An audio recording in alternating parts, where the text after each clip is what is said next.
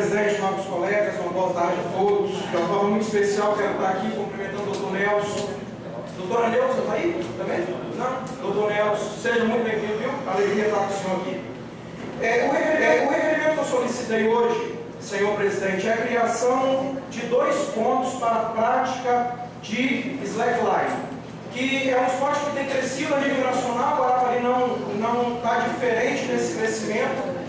E é importante para que nossos jovens, vereador Germano, possam ser também atraídos pela prática desse esporte, atraídos e encantados por esse esporte, e assim eles possam, com essa atração, não serem levados e atraídos para nenhum outro movimento social aí, sobretudo da prática de uso de droga e tantas outras coisas ruins que têm afetado as nossas famílias nesses tempos que nós estamos vivendo. Então é mais uma prática, mais uma possibilidade que a Prefeitura tem, e nós estamos solicitando isso tanto na Praia do Morro, quanto na Praia das Castanheiras, para que nós criamos então esses pontos fixos da prática do esporte slackline, e aí os nossos jovens, nossas crianças possam então praticá-los e de alguma forma, vereador Ziel, serem surpreendidas pelo esporte e protegidas através do esporte, para que elas não sejam levadas e atraídas pelo crime.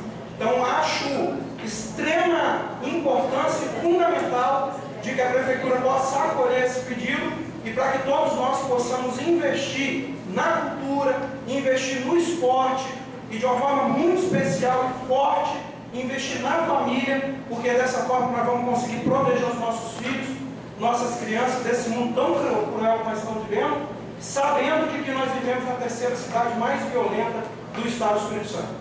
Então é uma ferramenta indispensável, forte, para que nós possamos proteger e guardar as nossas crianças. Então assim eu quero agradecer a todos os vereadores pela aprovação deste requerimento, sabendo de que é uma possibilidade real e clara para que nossas crianças e jovens sejam protegidos e atraídos pelo esporte.